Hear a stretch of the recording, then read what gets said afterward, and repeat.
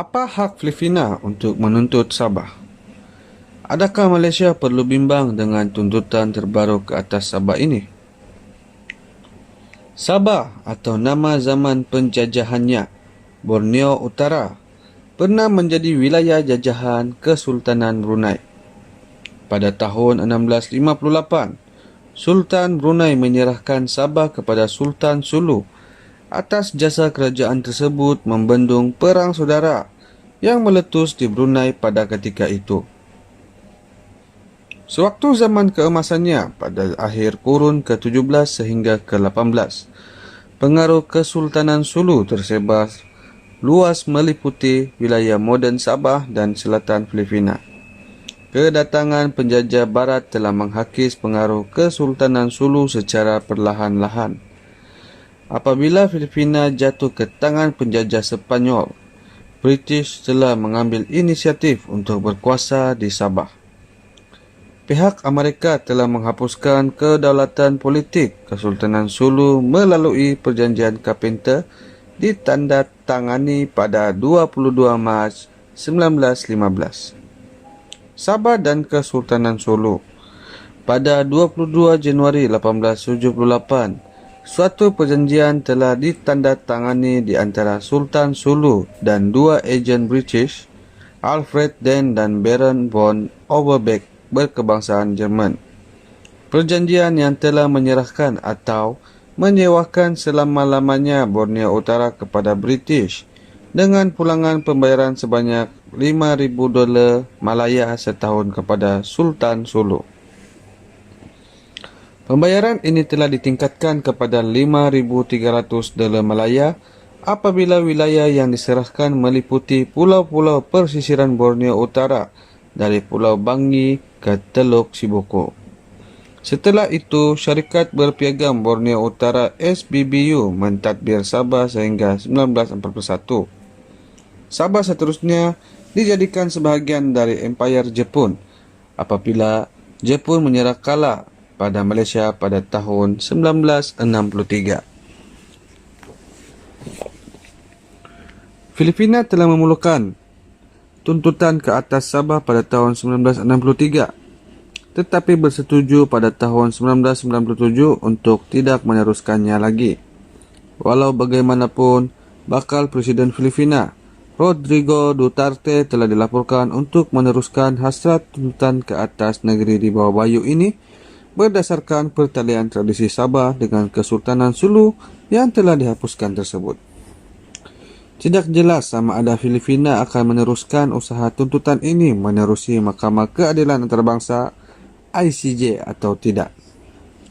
Undang-undang antarabangsa menetapkan beberapa cara bagi sesebuah negara untuk mendapatkan wilayah secara sah, antaranya menerusi penjajahan, preskripsi dan serahan. Penjajahan merupakan kaedah pemilikan wilayah yang diiktiraf di masa lalu tetapi telah pun dianggap kini sebagai tidak sah setelah Piagam Pertubuhan Bangsa-Bangsa Bersatu PBB mengambil tempat pada tahun 1945. Oleh itu, kaedah pemilikan wilayah yang berkaitan secara langsung dengan Sabah adalah menerusi kaedah serahan dan preskripsi. Malaysia tidak akan melayan sebarang tuntutan ke atas Sabah. Sesebuah negara boleh mendapatkan kedaulatan ke atas mana-mana wilayah sekiranya kedaulatan ke atasnya ditukarkan atau diserahkan oleh sebuah negara ke negara yang lain. Sabah telah diserahkan oleh British oleh Kesultanan Sulu pada 1878 dan Sabah telah diserahkan kepada British oleh Kesultanan Sulu pada 1878 dan akhirnya kepada Malaysia pada tahun 1963 apabila Persekutuan Malaysia dibentuk hasil gabungan koloni-koloni British iaitu Sabah, Sarawak dan Singapura bersama negara Malaya yang berdaulat. Di bawah Undang-Undang Antarabangsa, preskripsi merujuk kepada pemerolehan kedaulatan menerusi pengamalan kedaulatan yang sebenar dan ianya dikekalkan untuk jangka masa yang munasabah. Malaysia telah sejak 1963 mentadbir Sabah tanpa sebarang bantahan berterusan oleh negara-negara anggota PBB. Pemerolehan kedaulatan Malaysia ke atas Sabah adalah berbeza dengan apa yang berlaku di antara Indonesia dan Timor Leste. Indonesia telah menjajah Timor Leste pada tahun 1975 akibat bantahan berterusan dari masyarakat antarabangsa dan rakyat Timor Leste sendiri. Timor Leste menerusi referendum kemerdekaan telah menjadi negara yang merdeka dan berdaulat pada tahun 2002. Sabah tidak pernah dijajah Malaysia kerana negeri tersebut menerusi hasil dapatan Suruhanjaya Kobol secara sukarela bergabung di dalam Persekutuan Malaysia. Sejak tahun 1963, Malaysia telah melaksanakan pemerintahan efektif dalam mentadbir Sabah serta memperuntukkan dana dan merangsang pelaburan bagi memajukan ekonomi negeri ini dengan masyarakat antarabangsa mengakui Sabah adalah sebahagian daripada Malaysia. Tuntutan warisan ataupun tuntutan tradisi. Sabah dituntut oleh Filipina berdasarkan tuntutan warisan melalui pertalian tradisi Sabah dengan Kesultanan Sulu. Tuntutan ini adalah sebuah tuntutan yang kurang berasas. Pada tahun 2008, pihak ICJ di dalam pertikaian Malaysia-Singapura ke atas Pedra Branca Batuan di hujung timur selat Singapura telah mengiktiraf Pedra Branca bukan Terra Nullius, tanah yang tidak bertuan, dan mengakui ianya pernah menjadi milik Kesultanan Johor.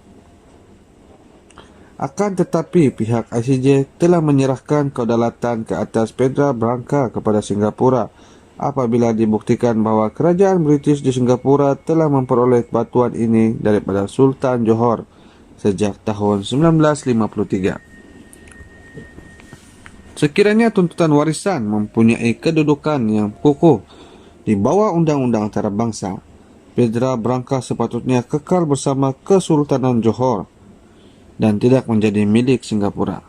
Lagi pula, sekiranya konsep ini didukung teguh masyarakat dunia, Malaysia menerusi Kesultanan Johor boleh menuntut kedaulatan ke atas Singapura dan Kepulauan Riau di Indonesia. Malaysia juga menerusi wilayah warisan Kesultanan Kedah berhak menuntut kedaulatan ke atas Provinsi Satun dan Trang di Thailand serta Tenasserim di Myanmar.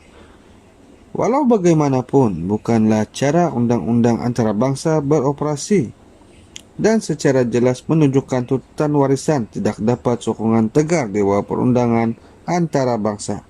Kesimpulannya, Sabah pernah menjadi sebahagian dari Kesultanan Sulu.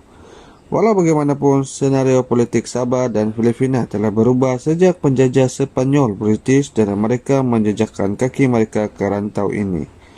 Sabah sekarang adalah sebahagian daripada Malaysia dan sedang menuju jalan kemakmuran dengan kemajuan dan pembangunan yang berterusan. Kemakmuran Sabah telah menjadikannya tambang emas bukan sahaja untuk rakyat Malaysia, tetapi juga pendatang asing yang menetap di negeri tersebut. Benar, masyarakat antarabangsa telah pun setelah 53 tahun mengiktiraf penuh Sabah sebagai negeri di bawah Malaysia.